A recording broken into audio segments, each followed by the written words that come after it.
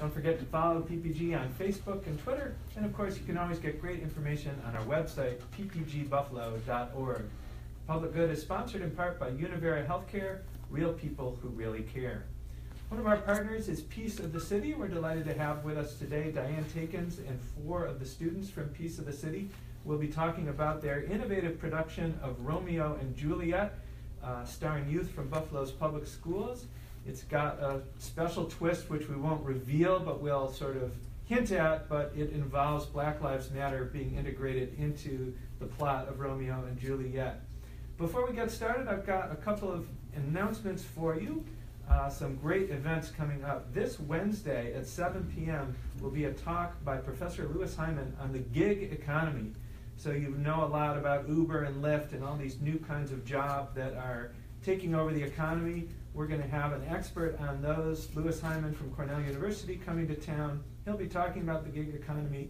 And then Professor Nicole Hallett from the UB Law School will be the respondent, talking about some of the issues that come up in terms of workers' rights and health and safety with this new gig economy. So that is tomorrow, Wednesday at 7 p.m. at the Teddy Roosevelt inaugural site. And you can get more information about that on our website, but it's free and open to the public. I also want to let you know that we are finishing up the update to our Working Toward Equality report. That's the report we released last year about jobs and race in Western New York. We're doing an update on it, and we've got a special focus this year on transportation issues. So all the problems connecting people to jobs and the special impact those have on workers of color in the Buffalo economy. So that report will be getting released next Thursday, July 6th at 3:30 p.m. at the Merriweather Library. 3:30 p.m. on Thursday, July 6th. Please come and join us for the release of the update to the Working Toward Equality report with a special focus on transportation issues. Also want to let you know that our friends at Open Buffalo, their Emerging Leaders program, that fantastic grassroots leadership program that they run, the deadline for applying to be an emerging leader this year is this week. So go online to openbuffalo.org leaders, and if you haven't already applied and you want to become an emerging leader, check that out. Open Buffalo is also looking for mentors for the Emerging Leaders program. So if you might be a good mentor for a grassroots leader who's getting trained, again, go to the Open Buffalo website and learn more about being an Open Buffalo mentor. And lastly, Open Buffalo will be putting on a restorative justice intensive peacemaking training in August 23rd to August 26th. This is your chance to actually get certified as a restorative justice circle keeper by national expert Robert Spicer, who will be leading the training. It's a 4-day training. It's a full-on intensive thing. At the end of it, you become an expert in restorative justice. You're a certified circle keeper. If you're interested in that, again, check out the Open Buffalo website or their Facebook page for more information. So, with all of that, I want to welcome Peace of the City to the program. Thanks for being here, you guys. And with me in the studio, we have Diane Takins. She's the Executive Director of Peace of the City. And we have 4 students, Rashid Al-Wasim, Isaac Sapto, Ariana Jones, and Laurentia Russell. They're all playing roles in the production of Romeo and Juliet that's coming up. So to start with, Diane, just tell us a little bit about what is Peace of the City, and then tell us a little bit about how you came to do this production of Romeo and Juliet this year. Thank you, Sam. Yes, Peace of the City, we are celebrating our 25th year of offering transformative programs for the young people and their families, not only on the west side of Buffalo, but we have students from all over the city. And our focus are the arts, literacy and education, advocacy work in the courts, hospitals and schools, and in their homes, and also transformational work, which is just working with the soul of the person and setting them forth and launching them to a great young adult experience regardless of what circumstances they come from. And why Shakespeare? Shakespeare's been a focus of yours Right. for a while now. Well, true to Shakespeare, our program was birthed out of a tragedy, not ours, but a tragedy that impacted Reverend Jeff Carter's family, who is with Ephesus Ministries on the east side. He was also a chaplain at Attica State Prison for 25 years. And his daughter died a very tragic death, a very unnecessary death. I'm going to play that safe right now. and be diplomatic with that, and one that could have been avoided. And when she was in the holding center, she committed suicide, and I have full permission to share this story. And Reverend Jeff Carter did probably one of the bravest things I've ever seen, and he gave the eulogy for his daughter. And part of the reason he gave it was to bring justice around her death, but also to defend her in his daughter's death. And about 2/3 of the way through, he quoted Hamlet's soliloquy, to be or not to be, which means to live or to die. And not only did he quote that, he connected it to his daughter's struggles, and then took it a next step, a very brave step, and he said, if I had half the struggles she had, I wouldn't have lasted as long as she did. And it was a moment where it felt like everyone's back was nailed to that wooden pew. It was quite a moment. And Megan, who was our director and a co-worker of mine, when we left following the casket, I slipped my arm into the crook of her arm and said, we must do Shakespeare. I was hesitant because I didn't want to put the work of a white man on display. I want to find other work and give attention to that. But Jeff, who's African American, kind of gave permission to the fact that we can use what was true then and make it true now, and in a sense of it translates, and that's what matters. Because one of our ending lines is that in grief we are all the same, and so grief translates. Especially, I live on the west side of Buffalo, and probably have 14 different countries represented just on my block. So we're in quite a time on the west side of Buffalo. So tell us about Romeo and Juliet. So Romeo and Juliet was actually our first play 9 years ago. This is our 9th season. So we've done 8 different Shakespeare plays. And the last couple of years, Megan and I have made the decision of which play to do based on what young people we have to work with. So rather than here's Shakespeare and we make our young people fit into Shakespeare, which is what we did for the first 5 or 6 years, now we say, what people do we have, and then which play fits well. We also wanted to do something that we thought could be a little bit more candid and provocative with today's political culture, and its direct impact on our neighbors on the west side. And so we knew that Romeo and Juliet was it for a number of different reasons. So we use majority Shakespearean language, but it's a completely modern setting, which is really fun. And sometimes I remind people, when's the last time anybody memorized a phone number? And these kids are memorizing scores of lines. And Rashid here, actually, I started watching him last week. I think he has 2/3 of the script memorized because I was watching his mouth, which is quite something. So that's why we chose it. And then in March, when I was reading the book, The Warmth of Other Suns, about the Black migration from the South, which helped create a city like Buffalo, Detroit, I'm from Michigan, and Chicago, Cleveland, Cincinnati, all are Rust Belt cities. I read a lynching scene that I had to close the book and literally couldn't finish it. It was so graphic and so painful to read. Couldn't come back to the book for a week. And then during the auditions, I kept seeing that scene. And then I knew it was time to step into the authenticity that teenagers bring anyhow, because they're teenagers. All they care about is what's right, what's fair, what works. And at Peace of the City, we don't treat teenagers as if they're a problem waiting to happen. We think they're amazing, and I'm not just blowing sunshine, and they really are. So I discussed it with Megan, and then I brought it to the cast and said, what do you think? We all know there's a double death at the end of Romeo and Juliet.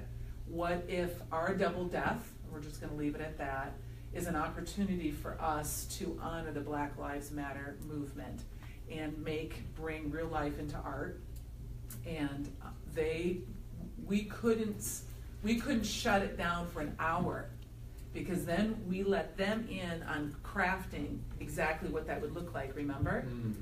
We could do this, we could do that. So there's a room of 40 young people from around the city, and they're hungry, they put in a long day, and they couldn't stop contributing. And then we got it, which I'm not going to reveal, right? And everybody kind of sat back and said, "That's it. That's what we're going to do." All right. Well, let's start hearing from some of the actors and creators of Romeo and Juliet. So, Ariana Jones, Lady Capulet, also known as Lady Capulet, just finished high school. You're off to Buff State. Yes. This fall, you're going to study theater and acting at Buff State, or what are you going to be studying? I'm majoring in music education, and I plan on minoring in computer technology.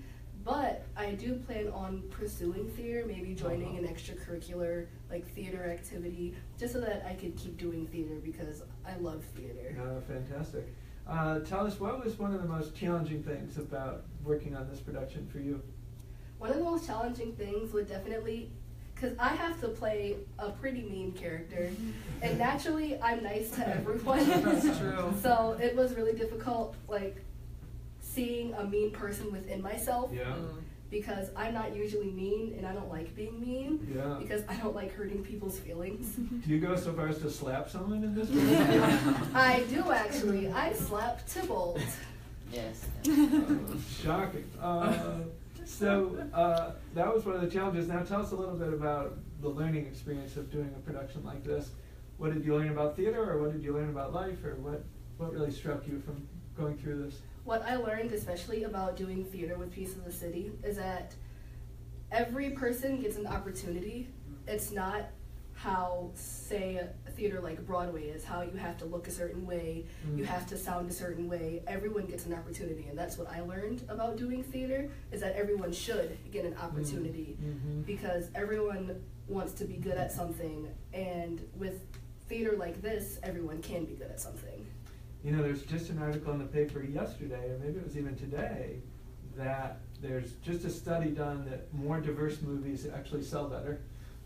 Because people want to see Surprise! Yeah. So we know Hollywood is run by dollars. So maybe this will be something that'll move Hollywood toward a little more diversity. Because as we all know, they've failed miserably for years in that regard. So maybe when there's a study that says you'll actually make more money if you have more diverse cast, that'll help. Laurencia Russell, you're playing Simone, one of Juliet's friends, but you're also the choreographer for the show. Tell us a little bit about that experience. Well, last year I choreographed the dance, but this year it was 4 different dances. And it was kind of hard because it's like, here goes a song, do a dance. And knowing that not everybody is a dancer, I had to craft a dance to make sure if it's everybody needs and it's easy for everyone to do. Yeah. Even if I'm not in the dance, because I'm not in. Yeah. So I had to make it suitable for Juliet. And I enjoyed working on the dance with them because it was fun. It was like, okay, if you don't know something, then we can all help you. And I enjoy working with all of my cast members. I love everybody. Nice. And Laurencia, you just finished 9th grade? Yeah. Surprise. So you are a young choreographer, so congratulations that you were trusted to take on such an important role in a production like this. What, as you choreographed the dances, what kind of dance styles were you drawing from mostly? Hip hop. So it's hip hop dance that we'll be seeing in Romeo and Juliet. Yes. Fantastic. Awesome. Isaac Sabto, you played the part of Romeo. Yes. Tell us a little bit about what it was like to take on one of the most famous roles in the world of theater. Well, it was sort of easy because his character pursues as my character, so I'm a lover boy.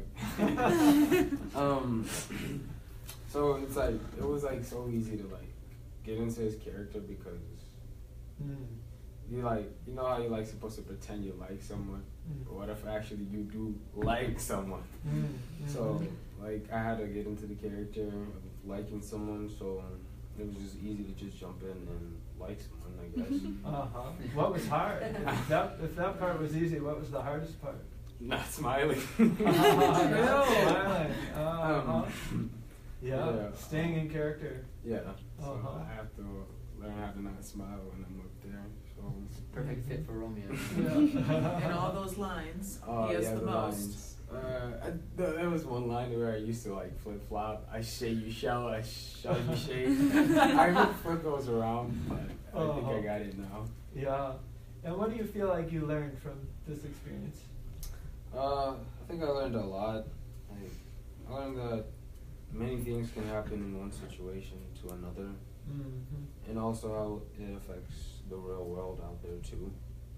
Yeah. And like how people can be and to judge other people most likely. Yes, a lot of judging goes on in Romeo and Juliet, and not always for very good reasons. What? So you just finished 10th grade? Yes. And which school are you at? McKinley. McKinley. Congratulations. All right, Romeo. Rashid El Wasim plays the part of Tybalt. Rashid, what was the most challenging thing about doing this production? The most challenging thing, for me, it's like my first play ever. And like most people, like always tell me, "Oh, you're such a good act. You know, have you ever acted before? Have you ever did this? Have you ever?" I've never did anything outside of working. So it was a challenge for me. And today is actually my first day that I actually stepped on the stage. Is there a dress rehearsal today, or? Yes. It's coming.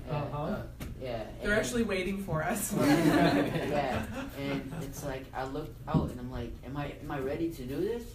And I look around and I see Romeo's ready, Isaac's ready, Ariana's ready, Laurencia's ready, everybody's ready. And I'm like, I have to be ready. I have to, be extra ready. So right. I think just the preparedness and that level of mindset I have to still focus on. Right. Still need to work on it, but hopefully it will be a wonderful show for everybody. I know it will be. What did you learn from doing this show so far? It's people, I've said this before, when two people meet each other could set the fate of somebody else. As in Romeo and Juliet, when they both met each other, everybody else's fate was set. Like my character's fate was set as soon as Romeo and Juliet met. Mercutio's fate was set. Yeah. And I thought about it and I'm like, wow, that's I've never thought of that until I actually read the script and started acting it out. So that's been wonderful for me to experience so far. Yeah. You guys know the expression "too deep for the room"? You four are too deep for the room. So for folks who want to go see this show, let's make sure that we give them the information they need. So Diane, how do we see Romeo and Juliet? So we are at Shays Smith Theater, which is in between Shays and the Alleyway Theater on Main Street in the Theater District. Thursday night at 7 p.m. and Friday night at 7 p.m. It's first come, first seated. We do not sell tickets, and it's also pay what you can, so that great theater and great Shakespeare is available to everybody. Fantastic. So urge folks to turn out and see Romeo and Juliet from Piece of the City this week. Really going to be a fantastic show, and I think we've got a glimpse of that already from just hearing from 4 of the actors. You're listening to The Public Good here on WUFO AM 1080. Our guests today are Piece of the City. We're talking about their innovative production of Romeo and Juliet that's going up this week. And we've got a chance to meet all of you, so now maybe we'll do some questions that we can just discuss, all of us together. So Romeo and Juliet, written somewhere around 1600, a long time ago. The language is very different. How hard was it to sort of get into this play? Did it happen right away, or did you have to kind of work your way into it? Or what was that experience like of confronting such old words and bringing them to life? It was hard. Like, I have an accent when I say "tis," so I try to say "tis it wise." I say "tis it just." It's just the way I say it. Yeah, those archaic words. I think we have such an amazing and wonderful director in Miss Megan. That shout out to the producer. Yeah, and to Miss Diane. They're so wonderful at their work. Like Miss Megan, like in the script, the language, some of the languages, you know, Shakespearean. You know, and if we did not understand just one word, she would go through it with us. She would stay after, you know. She would, you know, just change it and make it feel more comfortable for us to say, you know, and to act. You know, and we wouldn't leave until we would actually get what you know, the script is saying. You know, so, you know, props to her. You know. So you talked a little bit about the decision to bring Black Lives Matter into it, and then the discussion around that. So take us through that a little bit. What was it like to try and bring Black Lives Matter into this, and how did you students think that through, and what were some of your thoughts about that?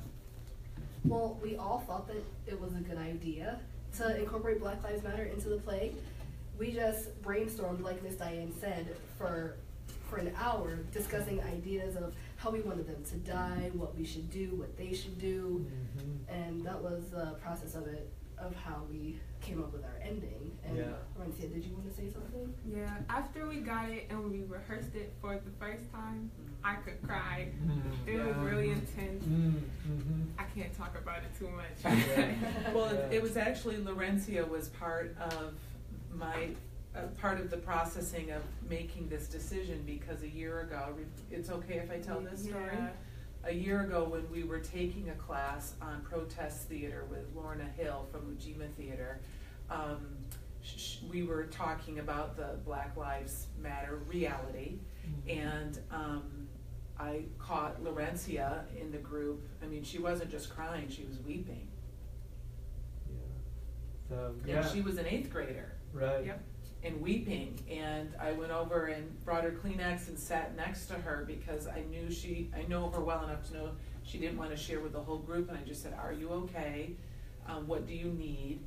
And she just said, and I remember the quote, she goes, "I can't believe what they're allowed to do to us. I watch it on the news, I watch them being gunned down, I can't believe what they're allowed to do to us." And so it doesn't surprise me, Laurencia, that your reaction was the same as mine. Yesterday was the first time we saw it all play out on the actual stage, because we practice at Piece of the City until 3 days before the show, because we can't afford practice space downtown. So we practice in a classroom, and then we move it onto the stage. And when we saw it play out yesterday, everybody got really quiet. Go ahead. There was like a quote that my cousin said to me. It was like a soccer quote. It's like, it doesn't matter what type of equipment you have, as long as you make it work. It's like saying, like, some good soccer players out there have like all the nice equipment and train with that. Because me, like, I trained in the backyard with garbage cans and bins and all that. Cones just dribble around them. And like, we worked in a tiny space. We didn't have no professional anything like that. And we still make the work count and make it good.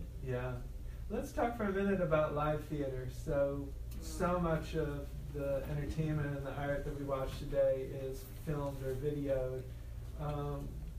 What was it like? What's it like doing live theater? Why does it matter? Why should we do live theater and not have everything on film and video?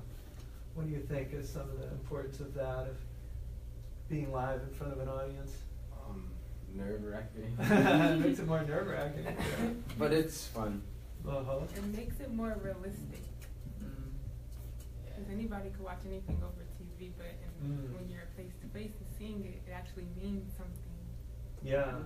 So there's a different connection between the actors and the audience when it's face-to-face, is that? Oh yeah, there's a different level of emotion and tone, you know, you know, and like during play, the director can't say cut, okay, you know, all the audience unsee that, you know, they can't do it. It's different, you know, like an actual live play. It's not like a movie or anything like that. It's actual, you know, real life. If you mess up, you got to keep going. You know, you gotta stay in character and all that. And that's a challenge so far for me and for other people, but hopefully, you know, we can all work together and just go through it. About staying in character, it's like, we have those moments where we just have laugh about something's funny, and then, but we do gotta get down to business and make it serious at the end. Right. Diana, I wonder if you want to reflect a little bit on kind of how you've watched this evolve. What happens as you watch the students go through this process of learning a play together? Well, there's a couple of things there. One is the experience of embodying somebody else's story magically opens a door to our own. Mm-hmm. And I think you've already picked that up here, and what they're saying is that somehow our defenses are down when we take on the emotions and the story of somebody else, especially something that's well written. Mm-hmm. And they've already said it like, oh, my choice here could affect my fate forever. Yeah. For teenagers to get that, I mean, let's face it, it's worth $1 million. Oh yeah, it's like very vital at this age, you know. It's incredible. And one of the stories that I tell 2 stories every year to the cast right before opening night, right before we go on, and to the young men, I tell them the story again of Reverend Jeff Carter. I asked him once, how many of the men at Attica are there because of he said, she said, which is a reflection on Much Ado About Nothing. He said, she said. And he said 70 to 75% of the crimes committed, he gets to say that, he was there 25 years, were connected to, in some ways, almost trivial things that got out of hand. Yeah. So we have an opportunity then where they get to experience that with their whole being and go, oh, I might just think twice. Yeah. And for the young ladies, so I see them up there, and what I tell them, now you guys know, but you guys kind of know these stories anyhow, because I've told them before to you, is I go, the way that you feel when you're spouting Shakespeare to an audience that oftentimes doesn't look like you, doesn't understand where you come from, and you own that space, the way that that feels is this incredible new reference point. And then I take it to the next step and say, if you're with any man or any person that makes you feel any different or any less than that, run. So now there's a reference point of incredible self-worth. And it's true for the young men too, but that's how I approach it. So I could spend 10 years with Laurentia trying to craft that message, or we can create situations where they experience it and then name it for them and watch them go forth and just become a more evolved and loving and self-protective person. Yeah. That's amazing. You liked that, Rashid? Oh yeah, I like He hasn't heard either of those. So yeah, I haven't either. Oh, that's true. You haven't either. And, now you know. Yeah, like choices. Like me, I have a choice to like play with this one soccer team or stay with my team, and it's just so crazy. I don't know. Yeah. Maybe Shakespeare will have the answer for you. Yeah. And the other piece that is remarkable about this year is we have 14 different ethnicities represented in our cast and crew of 40. And I don't know where you're going to find that, period. And I've said this to these young people. So when you're up against something, remember this experience of how did it all work? What are the universal themes that work no matter what, regardless of where we all come from? And that stuff is very grounding for anyone, especially for teenagers in today's culture. Yeah. Yeah, I didn't even know it was 14 ethnicities, you know. But I just noticed right now, you know, growing up, I've been around all that. Like I was in International School 45, and all these countries, you know, kids from all these countries were all just, you know, in one place, you know, and I find that, you know, I loved every second of it, you know, being around different people and, you know, diverse, you know, I loved it. You know. Fantastic. Well, we are running out of time. Laurentia, if you had to say 2 words to get people to come to the show, why should people come to Romeo and Juliet this weekend from Piece of the City?